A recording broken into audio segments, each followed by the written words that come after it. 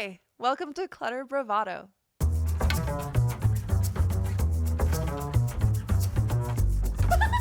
Yes, and it's the energy. It's not just about the stuff. So we should probably just get into it, right? Let's go.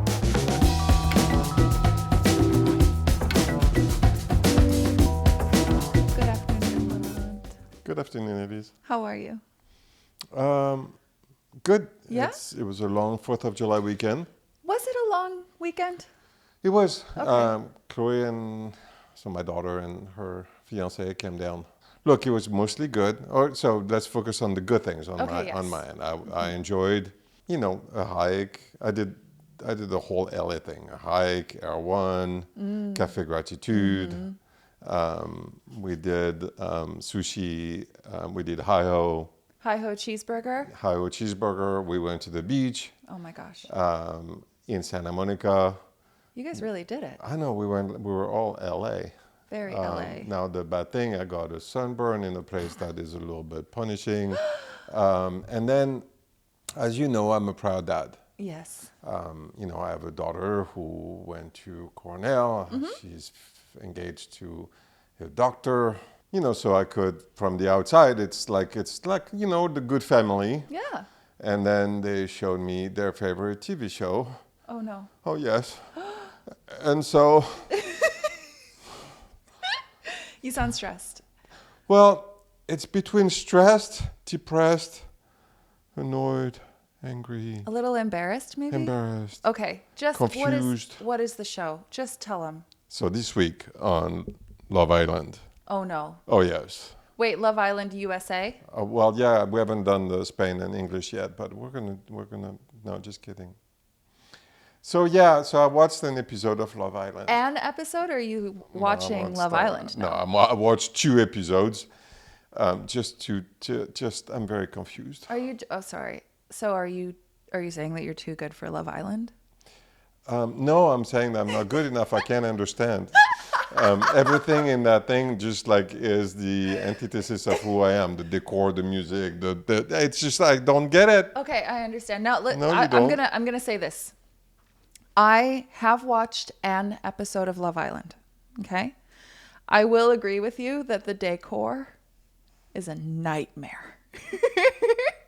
Also, I mean, I speak English as my first language. I don't know what they're talking about either, to be fair. Okay. So it's very. I think that it's kind of funny the conversations that they're showing that they have. Yeah, but you have my back. See, the thing is that you have You my just back. always have my back. You always have my back, and it is, we're doing like stuff that's We do stuff together. exactly. Yeah. And for the last Like I've known ride you or for die. a long time, like 3 days, and for the last 3 days, we've created a bond, So a strong bond. a strong bond. I was looking for the strong word. No, it's really it's murder. Is it? Yeah. It's. I mean, it's not. It's not really for you. Because But it's not it's even like a train wreck. No. Okay. A train wreck, I can sit and watch it. Sure. That's not even a train wreck. That's just, I just don't. You're about to alienate a lot of our audience. I'm pretty sure there's some people out there that are like, oh, I love Love Island, and I can't wait to talk about Amaya Papaya. Yeah, but on the other hand, Irish and Pepe, what a cool couple. All right, that's enough with that. It was just very funny. Okay. The Chloe and Alex are extremely funny. We had fun watching it. And even though I don't get it, I just had fun. Yes. Yes. Well, that's good. That's great. What about you? I had a very different 4th of July weekend than you, or that I even expected. At the very last minute, I had to travel to New England area, to New Hampshire, and go spend it with a longtime friend, my longest time friend. This is someone who's known me since I was 11 years old. And it was a pleasure to see her. It was unfortunate circumstances, but it was a pleasure to see her and her husband and get to hang out there. This is important. And maybe there's somebody who's listening to this that could help me with it. I have such severe flight anxiety, and I've tried so many different ways to combat it. And I'll tell you this, I had taken a Dramamine GABA, which is apparently like it helps with stress, and like L-theanine is supposed to help with stress. I was sitting on the plane. We were about to like get to the runway, so we were like taxiing, and the power went out completely, and I had a panic attack again. And so, listen, it's not that like, and I shook during the entire, like there may or may not have been turbulence. I don't know. I was shaking the entire time. I was just trying to sit there, just like watch a movie or like watch a show or something so I could get my mind off the fact that I was on a plane. But I like flying.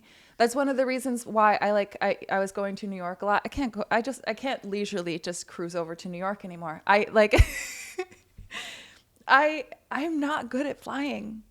And I want to get better at flying. So if anyone's listening to this and you know how to like get around it, like I'll give you the things. Have you tried what's it called? Hypnotherapy? Yeah. No, I haven't. I've heard You that's should really try helpful. Some things that I have tried. I've learned a lot about aviation. I've nerded out a lot about it. And so I'll say this. Turbulence doesn't, like mentally, I'm not worried about anything happening, but my body responds to it like immediate fight or flight. Like fight or flight.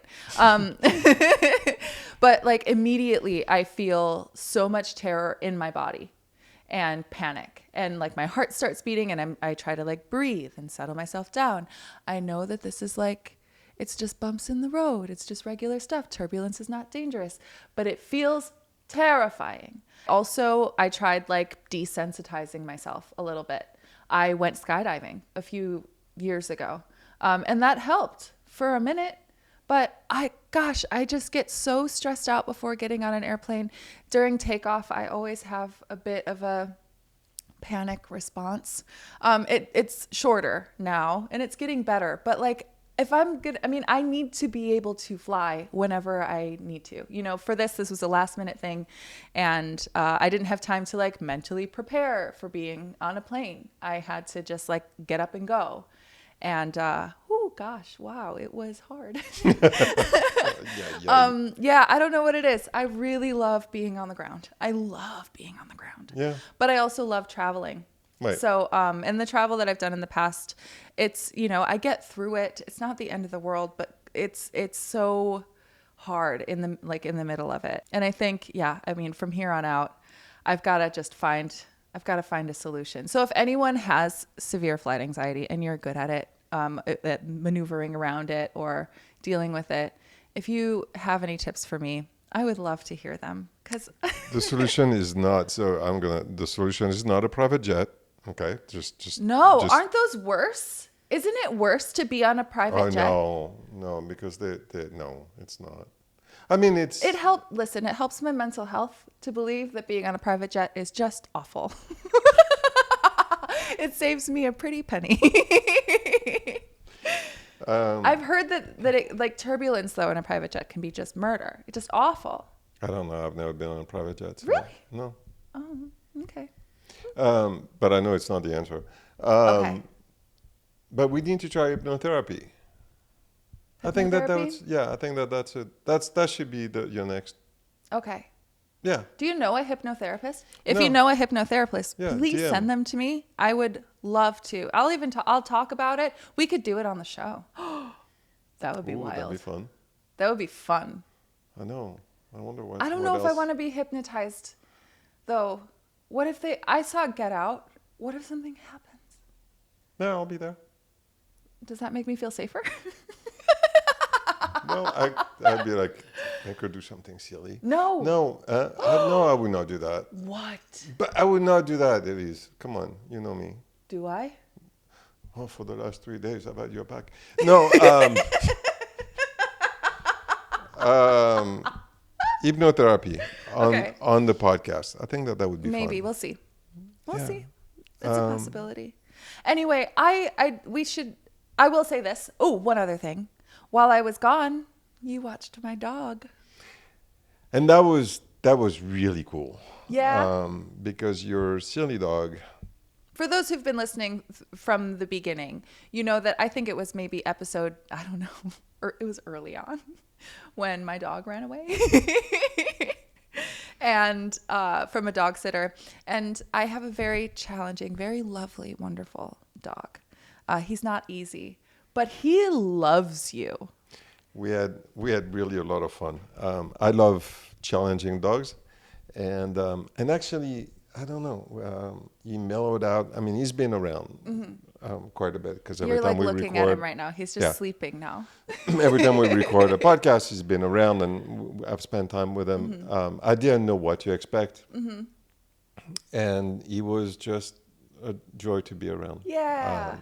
So I'm glad I was able to keep him for a couple of days, and then Chloe and Alex loved him, and Yeah. I don't know, it was really fun. Now I'm not ready to have get back into the dog thing, Okay. but You're not but going to get a dog? no, I'm not gonna get a dog. Okay. But it was really nice to have him for a few days. Yeah.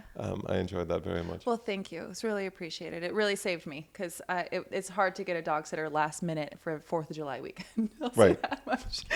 It was that part, but it was Yeah. for me it was a fantastic opportunity to get a little bit of a dog fix. Yeah. Oh, great. Well, thank you. Okay, I want to get into our guest. Our guest this week is really cool, but also we met him together through Art of Elysium. So Perfumehead and Art of Elysium partnered up, and they did an event where Art of Elysium artists and artists who are related to Art of Elysium designed labels for all of the icons. So their first collection. So if you're watching this on YouTube, I'm holding up the icons. This is like a sample pack of all of their scents. I think it's 12 of them, 9 of them. Yes, 9 of them. And these are amazing. So I started wearing a couple of them because I loved I got a sample of the icons, and there are a couple of them that I wear every day now that I love so much. And when Daniel came here for our interview, he brought 1272. Again, if you're on YouTube, you can see this. Otherwise, I'll describe it to you. He brought a box. It's a beautiful, beautiful package of the 1272 Aroma. So this perfume is only available at Nordstrom, as far as I'm aware. And the packaging for this is so stunning. All of the promotional materials and everything for this perfume, it's all based and inspired around architecture. Yeah. So this is a perfect combination of lifestyle and design. This is where we've been wanting to land, and I love it so much. And not only is this so inspiring because it's taking a building, a house, a home in Right. Palm Springs and turning it into an aroma. And Daniel, during the interview, really talks about how he's able to do that, like how he and his team are creating a story and creating a cinematic experience with scent. And it's a fascinating interview regarding on that topic. For the people who know me, they know how much I love perfume. Both, and we touch base on that in the podcast. But supporting someone from LA who makes that quality of product from a perfume standpoint, I'm so happy. And making it here. So a lot of Yeah. the notes are created in France, and then everything is bottled here. Here. And that's huge. But he's to an be done LA in company. Yeah. His vibe is LA. His scent is LA. Yeah. And there's many different forms, but it's all very, I find it interesting, well balanced. Our podcast is to support the arts. LA is a huge part of it for now because that's where we're based. And I am just, I don't know, there's not proud, but I am, I'm fucking proud to be in LA and to be supporting people like him that have such a vision. And So this Aroma 1272, this one is new. You're wearing it right now. I am. And as soon as he brought it here, like you put it on, I put it on too. I think for me, it's really summery and I really like it, but I tend to be a little bit like moodier and darker when it comes to the aromas that I wear. But for you, this smells incredible on you. And the notes in this, it reminds you of, it's a little bit almost citrus. It feels very classic. Yeah, it's very classic. Yeah. And, but interesting. but Like it's really interesting. There's a twist, yeah. And it's really wearable. It's unisex. All of the aromas are unisex. And we're not sponsored, but I want to tell you right now that this is an incredible aroma. It was such a gift to have Daniel on here talking about how he's able to create an entire landscape, an entire story with just scent. It's so beautiful. And I don't want to spoil it too much. No. but- And the only thing that I would like to add is, our podcast has been very design centered. I mean, design and art. Mm-hmm.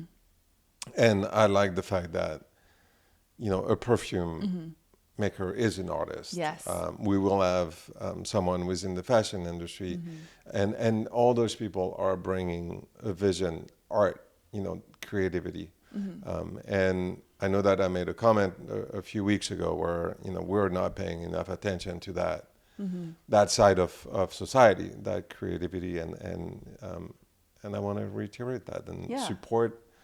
So we're not QVC, but support artists, support art, support creativity in LA, San Francisco, locally as much as you can, because they, someone like Danielle or all the designers that we've had, the artists, they pour their heart out to make that thing.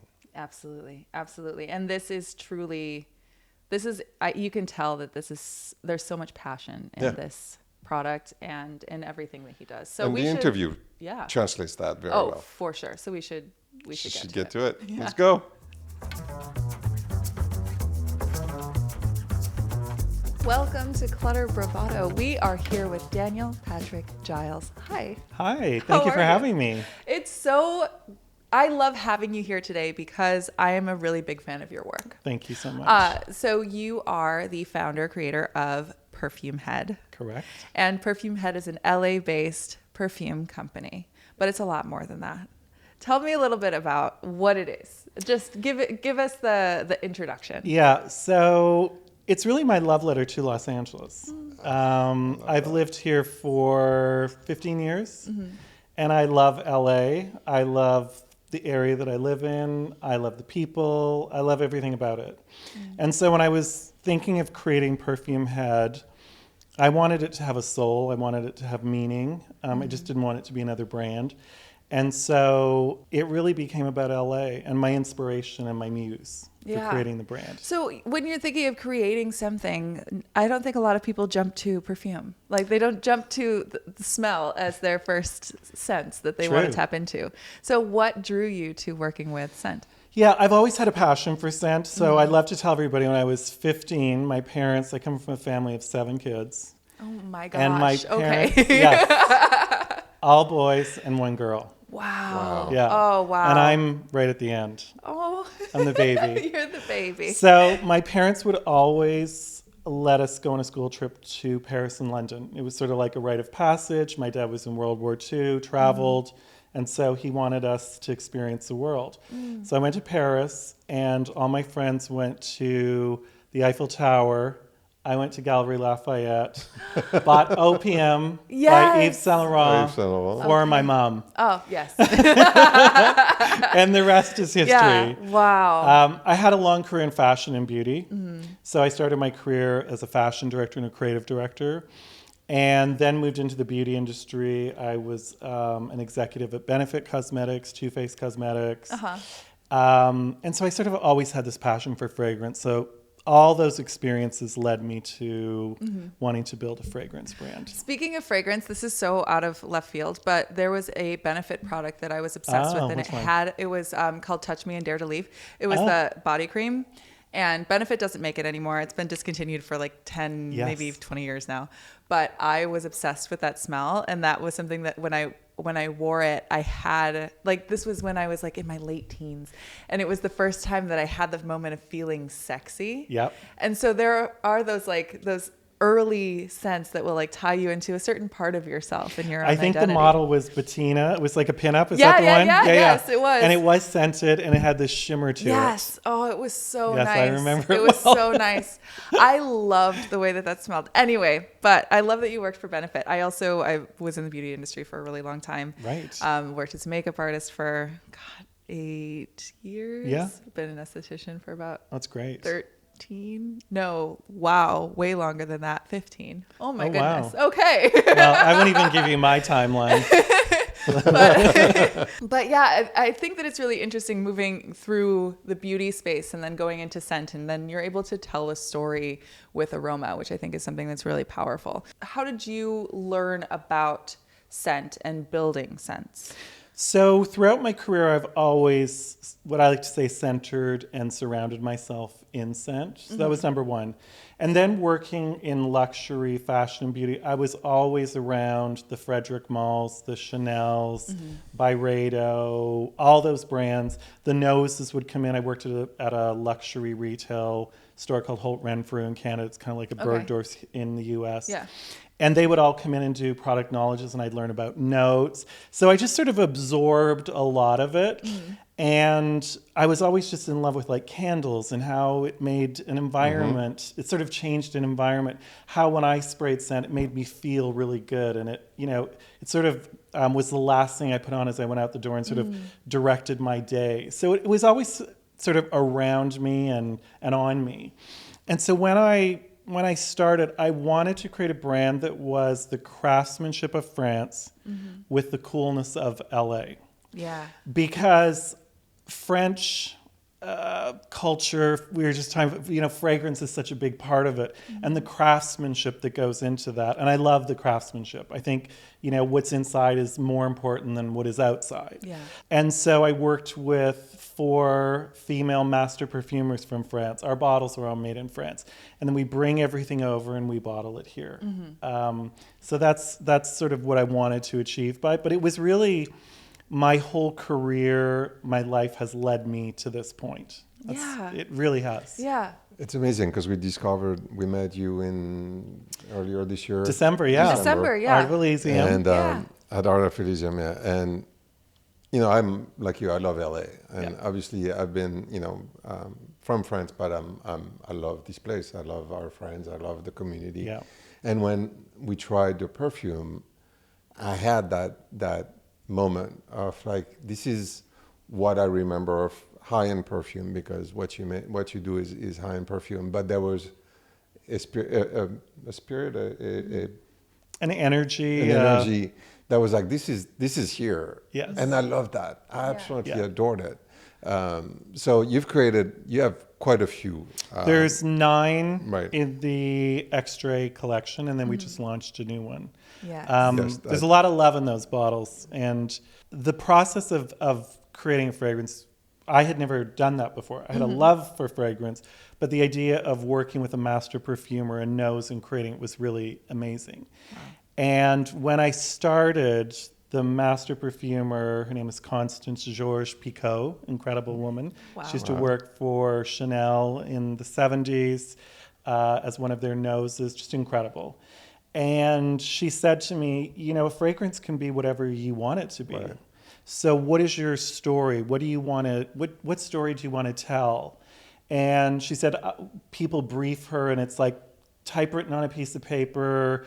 I want it to smell like another fragrance. And she said, so you're the director. You are the director. You have to direct what you want to create here. And it felt so comfortable for me because being a fashion director, you were always coming up with sort of trends and themes, and you were always inspired by movies and you know, cinema and art and culture and music. And so I sort of sat back and I'm like, I want to sort of bottle all of that. Yeah. And our process was very unusual and very interesting. So I created screenplays for each fragrance. And I'd write a story. I would have a cast of characters. Wait, did you film these?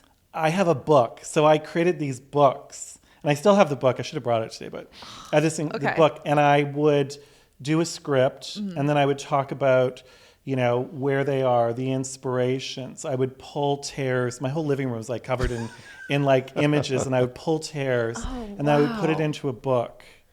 And then what was fascinating for me, and I did not realize this was happening, but it was happening, is that Constance and the other master perfumers would read it, then they would look at the images, and they would create the fragrances based on what they saw in those pictures. So, for example, we had talked about Somewhere being one of your favorite fragrances. It's all about Flamingo Estate. There's this beautiful shoot of Margot Robbie in the pool, and she's also in the house. She has this big white shirt on, sitting on a leather couch, and there's a big green painting behind her. And the perfumers would pull, so the green from the painting was vetiver. Yeah. The cleanliness was white. The leather was an under. And we created all our fragrances based on story, inspiration, images, music, as opposed to, I like the smell of this. Yeah. And can you copy it? And that's where I was blown away, because I had no idea that we could go into that sort of depth and come out with original scents. And that's why I say when you love the fragrances, it's because there's so much love in them. Yeah. Right. They're like, you know, her passion, my passion. And it was the most incredible experience. And we did that for each one of our scents. And it was magical. Yeah. So I have worn most of your collection at least one time. And that makes me very happy. The ones that I really gravitate toward are Somewhere, which I told you I wear during the day usually. It's a great day scent, and I like it because also none of your aromas have a clear gender, which Correct. I love. Very important. I love. Anyone can wear it, but there are more like masculine, feminine tones to it, or that you'll put it on, and when I wear Somewhere, I feel instantly confident. I feel like my shoulders are back a little bit. I feel like relaxed and confident whenever I wear it. And then the combination, like my nighttime combination, anytime I'm going out since I've met you, I will wear Alone Together and Room Number. And Fantastic. When I wear the two of them together, it feels like I'm out at a sexy night out. Like even if I'm not going anywhere. A night of bad behavior, we like to say. I'm not going to lie. It smells like scotch and cigarettes a little bit. And it just has this like, it's scotch, it's tobacco, it's leather. It's very sexy. Yeah. And it's interesting that as you were describing like the Margot Robbie, I'm like, on a leather sofa with the clean white shirt. Like all of that makes so much sense. Yeah. So, okay, I'm so curious about this being a film director for Scent too, because I also want to see them. Like I think that you should film these. Are you going here's to? my dream. I want to turn each one of the fragrances into a short film. Please. It's so natural. I mean, I've got all the scripts done. Yeah. But it's interesting. I see Scent very cinematically. Mm-hmm. And it's actually one of our codes for the brand is Scent is Cinema. Mm. And what I found as an outsider into the industry was it was very flat. It was ingredients, it's got this and it's got tonka bean, it's got all these ingredients, or it was girl on horse, escaping man, hair blowing in the wind by this fragrance. Yeah. And it just had such a lack of storytelling, a lack of a narrative, of a place, of someplace you wanted to escape to or be part of. And so once those scripts were all done, it just a light bulb went on. I'm like, oh my God, at some point, I have a whole thing. Yeah. I want to hire like young, cool directors, give them the scripts and just say, go, film, come back with whatever your interpretation of it is. I love this. Yeah, and also we're going to talk about that because I absolutely need to be involved. That's very important to me. Okay, perfect. Done. So what you're kind of describing is almost synesthesia. It's, synesthesia, like blending senses, and sometimes in people's minds, when you smell something, it reminds you of a color. When you see a letter, it will remind you of a color or a sound. You can hear things that, other people can't hear. Yeah. Do you feel that that's something that you have? I do, because something happened during COVID, just in general, with scent. I think people were isolated. Mm-hmm. You wanted to have an atmosphere in your home, so like candles became more popular. A new generation discovered scent. For me personally, I came very close to losing my life with COVID. Oh my God, yeah. I was in bed for 3 months. Jeez. I was on oxygen. My doctor saved my life. I lost my sense of smell. Oh my God. And so I was sort of halfway through the development of Perfumehead, and this hit me. And it set me back for a whole year. Mine was all sort of in the sort of frontal lobe of my brain. To type a text would take me like 30 minutes. Wow. So I had to sort of relearn things. And part of my sense of smell coming back was it came back like 400 times more powerful. Wow, And I could okay. smell things like down the street. I could tell you what's in the Oh my garbage. gosh, wow. So I became much more in tuned with the power of scent, the power of the olfactive connection between, that's really where Perfumehead comes from. It's that olfactive connection. And I think scent, fragrance, whatever you want to call it, has been so underrated and sort of bastardized in a way. Yeah. Right. Because you go into a grocery store, go down the cleaning aisle, everything from, your Swiffer pads are infused with lavender to everything has a scent, and they're not good scents. Yeah. And I feel like we've almost sort of ruined our sense of what quality or what good smells are through sort of a bastardization of scent. And I think there's a whole new generation who is sort of awakening to beautiful scents, who are using scent as a powerful tool to make them feel good. We live in crazy times, and it's a great way of just sort of centering yourself. I'm fascinated with the research that's going on with scent and Alzheimer's and sort of how it really impacts your brain.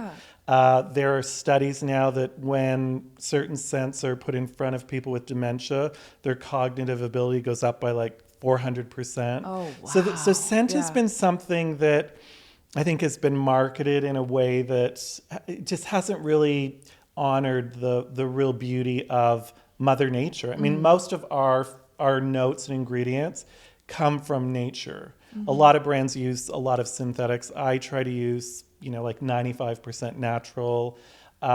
So you're connecting with Mother Nature. You're connecting with Earth. You're bringing those all together into a beautiful formula. So I think it's a really exciting time for fragrance. Yeah. It's interesting because I've always worn perfume. Of course, always it's part of had- your culture. It's part of my culture. I Yeah. mean, as I told you before we started recording, one of my strongest memory was my dad putting out Zaro in the morning and me looking at it, being like in awe. And that smell, was vivid. It was, and I still remember, 50 years later, Paco Rabanne and Zaro were and there was, I don't know what it brings, happiness, but so it's always been in my life. But it's interesting because when we design, I see the women, waking up in the morning, getting out the kitchen, the perfume, Right. just living. But there's artistry to it, and I agree that it's been bastardized. Like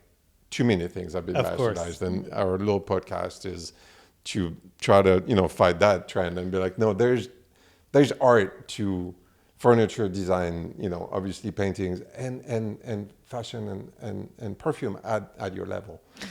I love that you use the word artistry because part of our positioning is we make perfume, we live for artistry. Right.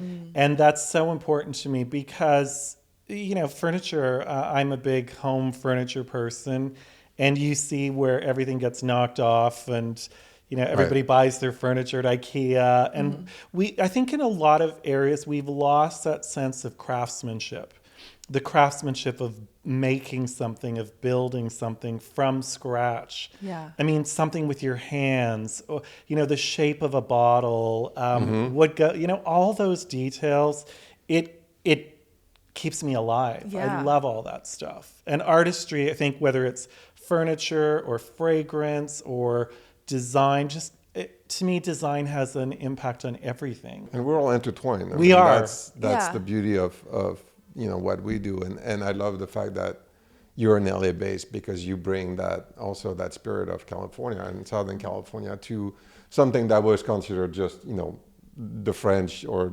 Correct. Yeah. and that is powerful because that's the next generation of for Correct. young people to be like, no, you can, it's made here, it's all natural. Yeah. That's the thing is that there are so many misconceptions about living in a beautiful and intentional way that it is something that is exclusively for people who are able to travel to Paris a couple times a year. And there are a lot of people that aren't able to, but you can still live in a really intentional way.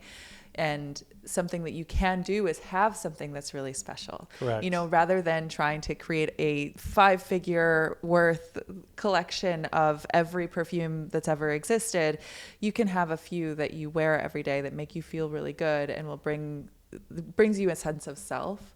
Yeah. And that will allow you to like live freely, you know, as who you are, and letting yourself be creative. And I know that's what it is for me. You know, I have a couple of them that I really love, and you make all of them, so Thank I you. appreciate it. But it's something that, like, putting that on, like I said, makes me stand a little bit taller, and that it is something that is really accessible, but you have to be intentional with it. You do, and I think intention is so important in everything we do. And I'm a big less is more, sort of like stripping away as opposed to adding on. Right. We've lost some of that, and I love, that's what I get from LA. I love LA so much because there are people like both of you where it's about the craft. It's about, small doesn't mean bad. Small is good. And creating things. And we're in a very creative town, and it's a very inspiring town. You have the ocean, you have the mountains, you have The desert. the desert, you have Yeah. all these smells. And I think it all just really comes together to create something very intentional. And I love the word intention, because I think when I started on this journey, I didn't know what I was doing. I was just like, I know I want to do this, but I don't know. I know what the end looks like. It's sort of the path in between. And every step, I had to be very intentional about my choices. And when things became too overwhelming or too many choices, everything got confusing. But when I stripped away and stripped down to the essence of what I was trying to do, it just became much more fluid and much more beautiful and much more enjoyable. Yeah, especially in what you're creating. I know that for me as an artist, like I said, I do 1,000 different things, I guess I was an esthetician for a long time, and I did makeup, and I model, and I act, and of all the things that I do, when I'm able to focus in on one thing and, again, be really intentional with it, then something so much greater is able to come out of that. Correct. So the fact that you have a line of, it's now nine scents. 9 fragrances. Yeah, 9 fragrances. You don't have 200 of them. You're not trying to cater to you are creating a very curated and intentional collection, and in that there are options for people, and I like that I'm able to try a few different things too. But it's interesting because when you said less is more, I imagine you as a painter, because it's really, I don't paint, but I wish I but it is a painting that you're doing very much. It is, yeah. And my question is, when do you know, like an art, when do you know when to stop? That is very difficult. That is the most difficult thing, because I think if I was probably about 20 years younger, I would not have been able to stop. I would always think that there's something that I'm missing. I think with experience and age, I really knew when to stop because I had to get it launched.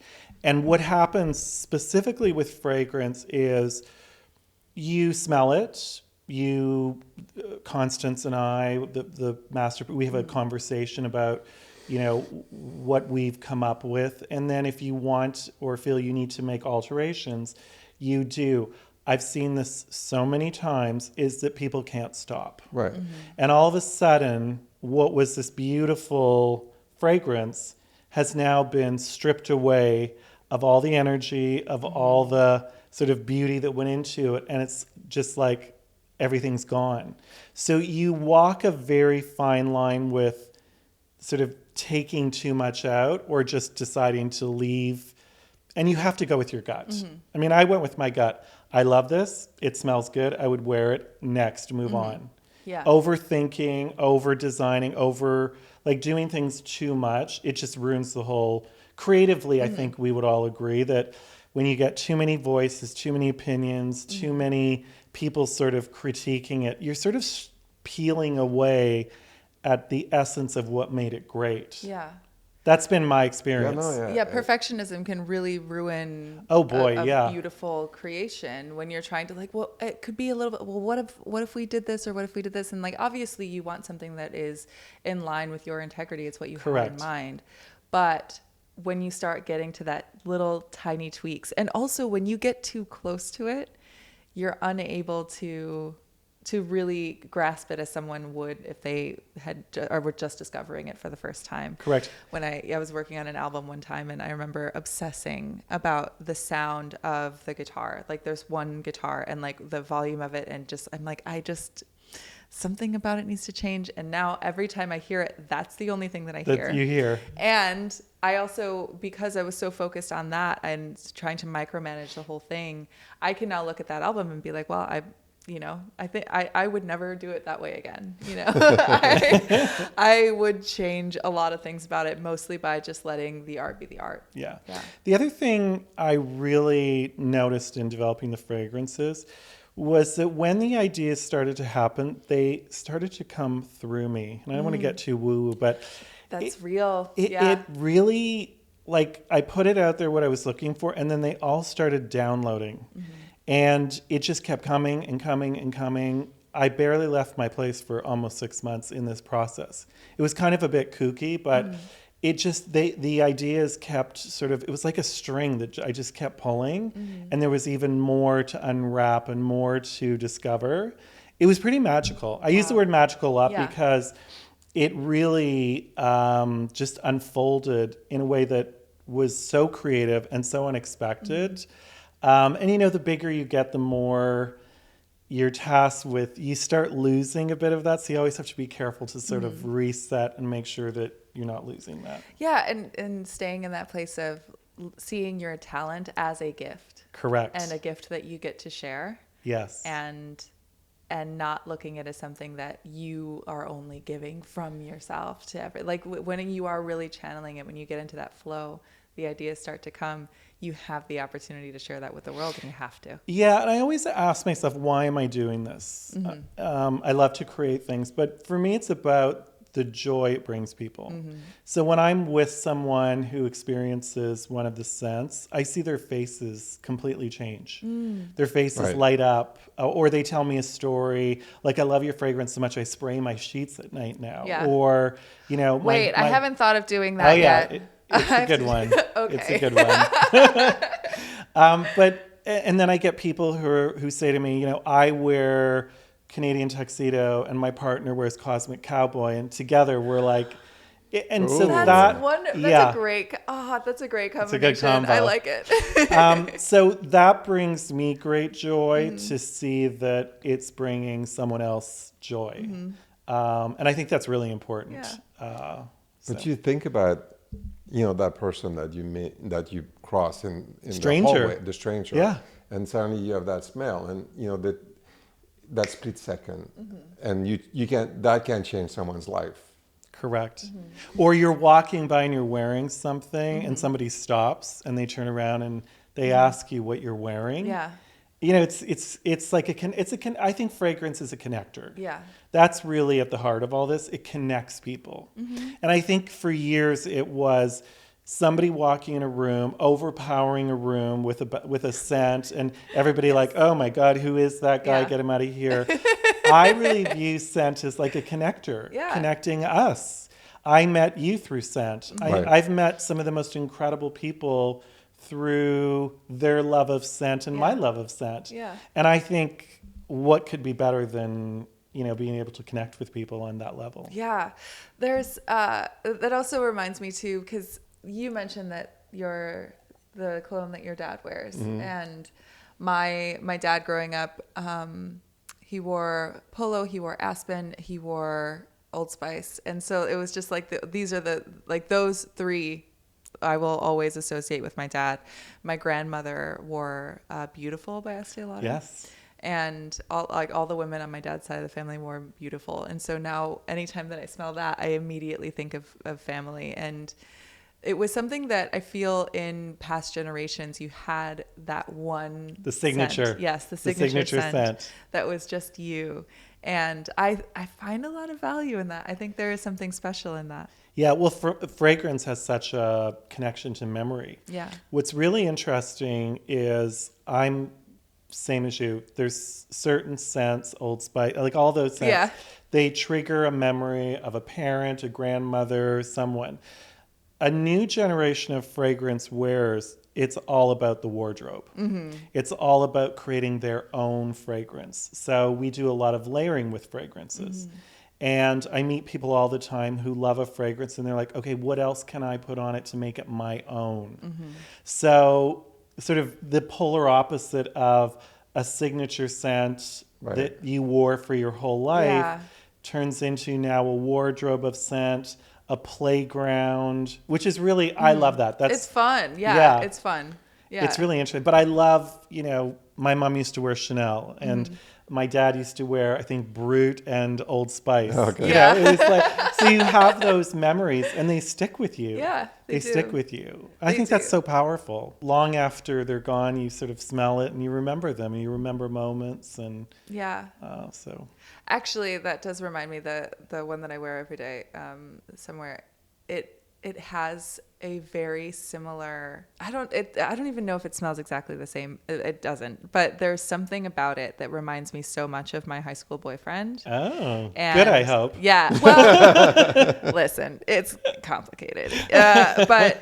But he used to wear something that was just, it was one that like him and all of his guys wore, like that they all shared. Like it was high school. They would like get one bottle of nice cologne and then they'd all spray it on themselves. It's so funny. Nothing's changed, by the way. They're still doing that. They still do it. Yeah. That's so funny.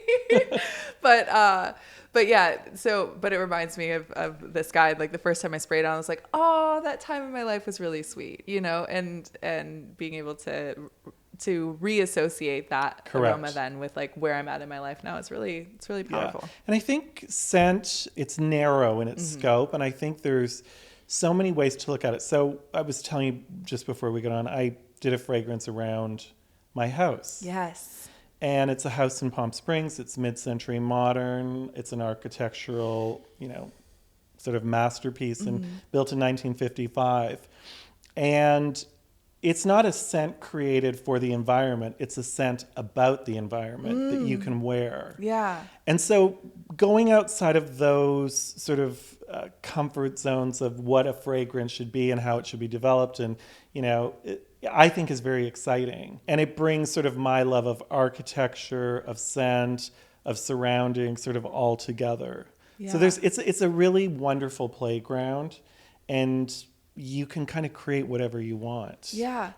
It's interesting because we were talking yesterday, you and I, about what we imagine what the podcast is about, and then having you brought us the perfume, and it's like architecture, perfume, the whole combination of what our podcast is about, what our vision for what we do is about, because we don't just do furniture, for example. It's not one-dimensional. It's not one-dimensional. Correct. And the fact that you bring that into your art is really fun. So do you because I imagine my clients, it's like I see them, I imagine what they're doing, what they're reading. And do you do that? I do. And I'm actually the client. Like I start with myself. Yeah. And what am I interested in? What sort of gets me excited? And I often find that my interests are similar to other people's interests, or I like something, or I talk to someone who has similar taste or similar interests. You sort of start to see how it unfolds. But I'm always looking at sort of what people are wearing, how they live, walking into a room, what's the energy. I'm very, very, very impacted by energy of a room, of people, walking into a room that's like beautifully curated, like this room. It makes me feel good. Walking into a place that's really cluttered and the energy is very frenetic, does not make me feel good. It's the same with scent. A scent that makes me feel good. So, I can picture sort of the guy, the girl, whoever is wearing it. And it all plays into, who's wearing it, where they are. It's like the movie. It goes back to the movie. Yeah. They are the characters in the movie. Yeah. One of my favorite films is La Piscine. So Yes. Yes, I Okay. know. Yes. This is also My Laurent's favorite film. Okay. It's also my He's favorite. told me many times that I need to see it, But but so huge inspiration. right. Wow. So I think Yeah. that's the La Piscine is probably the three most beautiful people Oh, ever. Romy Schneider, Alain Delon, and Jane Birkin. and Jane Birkin. Jane Birkin's my Oh total my icon. gosh. She's Oh the my one. gosh. I So love her, the yes. the surrounding south of France, the furniture Roger Talon, and just the vibe, the atmosphere, just brings you into a time that's just absolutely magical. Paco Rabanne did the clothing for Ronnie Really? Schneider, right? Is that? Romy Schneider. Yeah, Ronnie Schneider. Yeah, incredible. Wow. Wow, I didn't know Okay, that. Yeah. I definitely need to see this film because this is not the first time it's been brought up on Right. this podcast either. So I will watch it. Yes, please. It's incredible. So somewhere, the fragrance you love is very much. It's inspired by Margot Robbie, but it's also inspired by La Piscine. Okay. So that movie Oh, is in my fun. top three. The other movie is Mulholland Drive. Okay. So Reine des yes. Anges, Queen of Great. Angels, Yes. which is one of our fragrances. That opening scene of the twinkling lights of L.A., Hollywood below, the dark path. That's 100% the inspiration behind. So movies for me, characters, what they're wearing, where they are. And you said that Room Number is inspired by Chateau Marmont. Chateau right? Marmont. Yes. It's inspired by Castle on the Hill, a book. So I do a ton of research. Okay. So there's a bit of a history part to Perfumehead too. Okay. That I like to go back and like Babylon is another book. Lala Love's inspired by. So it's books, it's culture, and there is so much history in LA. I don't think people really understand. Right. They Yeah. think movies, they think. You either get, the Real Housewives of Beverly Hills or Tinseltown. But Yeah. there's so much history in buildings, in people, in places. I mean, the chateau, I used to stay there when before I lived in LA. And I always would go into that hotel because it's from the 20s and it's iconic. And the wood, and at nighttime, sort of there's like an amber glow. Yeah. And what happens when that door closes? Is it decadence or despair? Is it a party, or are you in solitude? And so I did a bunch of research around the hotel, and so you just start unraveling things that I would never have known about had I not spent the time. So research for me plays in heavily. Joan Didion, my favorite author. Oh, yeah. So going back to her books, and there's just so much history. Yeah. And you can just like bottle it all up. I love that. Yeah. It's funny. One of my favorite books was The Perfume by Patrick Suskind. Yes. And it's just so powerful. All about scent. Yes. But the beauty of that book, I read it twice. I The only think book we're really just starting to understand scent. I think it's something that a long time ago was very powerful, and I think as other great things have been sort of ruined or damaged over time. And I feel like there's a bit of a renaissance happening. Yeah. Even just quality of fragrance. So we started with a line of extrays. So highest concentration of perfume oil, very complex. And now I see everybody doing an extrait. And that tells you the customer wants a better quality. I think the customer is very sophisticated with fragrance now. Yeah. So it's a really exciting time for fragrance Yeah. and scent. Yeah. And Also, if you think about it, scent is one of the very few senses that can't be doctored by AI yet. no, that's interesting. So I can talk to you about AI can and be? fragrance. Well, it's not doctored, but again, AI is a tool. It's how you use it. Yeah. Right. So we've talked extensively on the I'm podcast sure. about that too. We both have started using it quite a bit in our lives as well. and I use it, and I quite like it. Do you? But Yeah. I it's very contained. Yeah. So in fragrance, there is definitely AI coming into fragrance. It's how you use it. Interesting. So you can look at 3,000 molecules, ingredients, notes, and figure out different complexities or how they go together. So there is an area for it.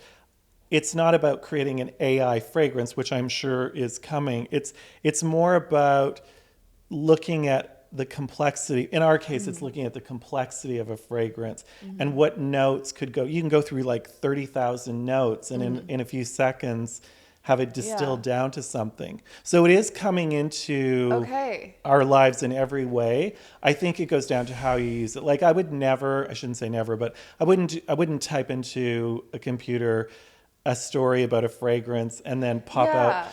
That takes the human part out of it for me. And I think that that's going to be true for most of it. I mean, I think that AI has obviously a use in our society. I think that correct.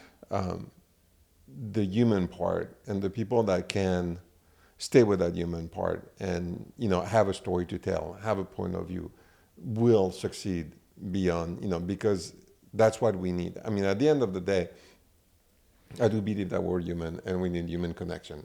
And the perfumes you make, I connected to it. I connected to it because there is you behind it. Right.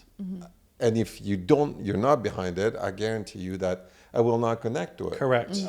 Because I am just human. And I'm not doing it intellectually. I just react to the scent. I Correct. put, Xanahood and there's someone behind it that thought about that, And I think that also, like design, design obviously can be done by AI. It's going to be either the same thing or it's going to be a clusterfuck of a room. Right. But there's not going to be a story. There's not going to be an understanding of there's family. no soul there's to not, it. Of the there's what the soul, the living the psychology. in it is. Yeah. But there are, people that make bad perfume too, just like AI. Yeah, that's true. You know, and we had that conversation with a guest previously about art, and one of her biggest points was like people make bad art. Like, oh, yes. That's correct. Yes. Yes. and it's interesting because I fell in love with Xanahood. I've tried a lot of hood perfume. Some of them are too strong. Some of them you don't get the hood. Some of them go away, after 2 minutes. Some of them are just so overbearing that, it's like, look at me, I'm coming out. Yours was complex, has all the notes that you need, and it's complex and it stays, and, so it was magical.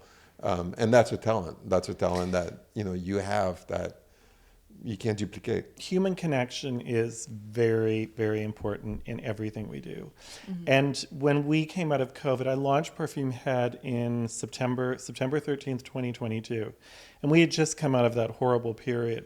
And it was the first thing I noticed, because I was in the store all the time. It was at Violet Grey, customer coming in, and people wanted to connect. People wanted to talk to you about the stories of the fragrance. They wanted to smell. They wanted to have that human connection. And I think launching that right after COVID really propelled us, because people wanted to reconnect with people. People wanted to connect with beautiful things and things that made them feel good. I think human connection, if I was, to me it's very important in everything I do, is that there has to be a human connection. And it's interesting because we went to a couple of restaurants for work, and we had a bad experience, and I think that it's the human connection that now we need. We don't want to go. I don't want to go to Olive Garden, and like it's no longer, and it's not a price point. It's just that I need a restaurateur that's in his restaurant, that's cooking, that I get something that's Correct. real. And I think that for me, I need that. And I think that's where I respond to a good experience, because I was thinking about it. Why do I like a restaurant? Part of it is that I do cook a lot. So it's like it pisses me off when, but I think that is the connection that I need, the soul. Yeah. And it is absolutely in sharing the story. Like I really like that you said that people are seeking that. I know that I personally am seeking that too. We talk about that with furniture all the time, that yes, you can go online and you can find a sofa that's going to fit your dimensions, but until you sit in it, you don't know what it feels like. You know? And it's that feeling. Yeah. And just like we can talk about all of your scents and we can talk about the story of the aromas that you create, but until somebody actually smells it, they're not going to know. So real quick, where can they find you? So we're still very small. I mean, we've only been in business 2.5 years. Feels like, I don't know, feels like forever, and that's great. So we're at Violet Grey in Los Angeles, Just One Eye, Maxfield in New York at Bergdorf's. We're at Nordstrom as well. So we have a really nice group of retailers. And then we have our own website where we sell everything. Yeah. And you sell like a sampler thing so people can we do. go get it. Yes. It's called the Icons. The Icons. Yes. We made them icons before they were icons. We recommend. Highly recommend highly it. recommend. Thank you so Highly much. recommend it. And yeah, I know we Just One Eye is for many reasons is one of our favorite stores. We love Just One Eye. It's such a great spot. Yeah. It's such a great spot. Speaking of Paco Rabanne, I just and the art. picked up a little something there. Oh, very good. Yeah. Very good. I was just there yesterday as well. So yeah, it's such a great place. But it's such and there too, art. Curated, incredible collection, incredible curation. You can feel the soul of. And everyone who works there too is just they're there for you.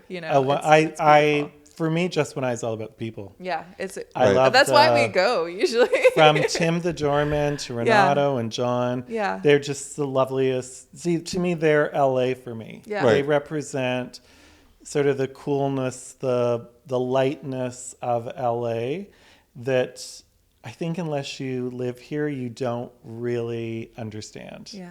Just sort of this melting pot of really great, talented, creative, lovely, lovely people. Mm-hmm. That's my LA. Yeah. That's what I like. I ask 3 questions of all of our guests. And so since we're wrapping up, because lunch is about to be ready, we're having lunch today, I'm going to start with our first question. Okay. Drum roll. What is the messiest place in your home? Oh, that has to be my office. Okay. It's for sure my office because it's full of magazines, tear sheets, books. Yeah. Definitely. Yes. And it's all analog. It's all things you touch. Like you're actually going through magazines and pulling out tear sheets. Oh, this isn't 100. like I have a collection. I mean, magazines are sort of not around much anymore, but I have collections of magazines. And I also I've been collecting books since I was 18. I have a massive photography, fashion, art, pretty picture books that would make your head spin. Oh my gosh, I love it. Lots of pretty pictures. I'm a Libra. You're a Libra. I'm a Libra. The best. When's your birthday? Gemini. Oh, of course. I knew you were going to say Gemini. Naturally. That's why we get along so well, I think. Geminis and Libras. Yeah, we get I'm along. September 28th. You're September Libra. Yes. I'm an October Libra. I have a little bit of Virgo, too. Okay, yeah. I pull a lot of Virgo. Yeah. Yeah. Oh, I like that. Okay, so that's the message. That is definitely the message. I can see it. I can see it. Yeah. Actually, all of this entire interview just made so much more sense now that I know you're a Libra. Like, oh, yeah. We had to get to that part. I should start asking that right away so that we can give all of our listeners a good context. Yes, very much so. I knew you were Gemini. Really? Yeah, totally knew you were Gemini. Huh. And I kind of sensed you were going to say Libra. I could feel that come. I thought you might say Virgo too. Interesting. Yeah. Thank you. Anyway. I'll take that as a compliment. That is a compliment. Yeah. My sister's a Virgo. Okay. She's really got it together. So. Very good. Okay. Second question. Yes. What is your favorite space in your home or someplace that inspires you in Los Angeles? Or in the desert. Huh? Or in the desert. Well, I was going to say, I'm always inspired by Los Angeles. Yeah. I have a home in Palm Springs, and it's primarily glass post and beam. Mm-hmm. So when you're in the living room at nighttime, it's like being in a little lantern. It's sort of like, because you have all that glass, you have all the reflection, and there's a pool. So I would say my living room. It's really beautiful. Oh, wow. You have to come out and see it sometime. Yeah, I really want to. Yeah. Magical. Yes. Yeah. We're going to have to do that. Yes. We'll do a road trip. Oh my gosh, that sounds so fun. I love the desert. We share that love. Oh. Yeah. That's sort of my other, we talk at Perfumehead in Osmocosm, Saint Universe. So Los Angeles is the first Osmocosm, and then my second one is the desert. Amazing. I want to do a whole candle collection on the desert. A candle collection by Perfumehead. It's going to be beautiful. Yes, I will. I'm going to have all of this. And it's being out there. I mean, being in LA and being able to go out there is just incredible. Incredible. Yeah. We're very lucky. Yeah. An Yeah. hour, 2 hours. Not with Well, traffic, it depends what without time you traffic. leave. Yeah, but it depends. That's a whole other. That's a whole other Yeah. podcast. But yeah, there's a magic and there's a, Very much so. It's a beautiful place. Yeah. So, but my third question Okay. for you is, I mean, I think I know the answer to this one, but when you first walk into a room, what's the first thing you notice? I pick up on the energy. Yeah. That's sort of the first thing, and also the clutter. Really? Yeah. Okay. If there's too much to sort of take in, and it sort of sets me back a bit. Okay. So I think the energy of a room. I'm Yeah. very much. I feel energy. Not to get too carried away, but I really do. Like No, I the get energy in this room is incredible. I love the energy at my place in Palm Springs. I love. It's energetic for me. Yeah. Yeah. I like that too. Naturally, I thought the first thing, well, the smell. Like, Yeah, it's interesting. It's more energy than smell. yeah. Yeah. Yeah. Most places don't smell. That's Really? Yeah, I mean, people, you don't really get a sense of. I am very much attracted to that. So when I walk into someone's home that has a really beautiful smell, that's the energy right there. Yeah. Yeah. I do love a place that has a beautiful smell. Yeah. Yeah. Well, here you can smell that there's a delicious French roast chicken Oh in my the gosh. oven. Wow. And we're going to be getting to that. But before we do you have any announcements you want to make or anything that you have? I mean, obviously 1272. 1272 is our new launch. No, just thank you so much. so where do what a people find pleasure. you online? Your website? Perfumehead.com and Nordstrom.com. Violet Gray if you're in Los Angeles, Just One Eye in Los Angeles. Perfect. Maxfield in Los Angeles. So. And do you do store, like, is there days where you're in the store where people can come? I'm actually in the store quite a bit. Yeah. I was at Just One Eye yesterday. I spent the day. I'm in Violet Gray. It just depends, but I actually love being in the store. Yeah. All the answers are in stores. Yeah. They are not, you can get a report online, an hour in a store, and everything is revealed. You talk to the customers, you understand what they're looking for. It's pretty amazing to spend that time in the store because you learn so much. Yeah. You learn so much. Yeah. So. And I think that for our listeners, if you have that chance, the knowledge I is highly fantastic. recommend. Highly recommend. Highly recommend.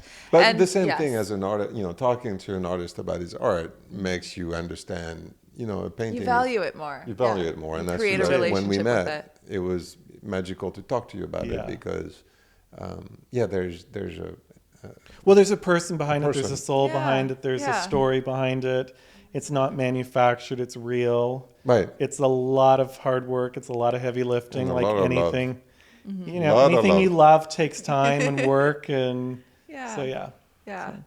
Well, thank you so Oh, much thank for you. coming on What a today. treat. It's a joy to have you here, and we're gonna be talking more about Perfumehead because we And are I'll- just big fans. I'll just end. I always end by saying, "Inhale the universe." So there you go. Perfect. Perfect. It's a wrap. Thank you. Thank you.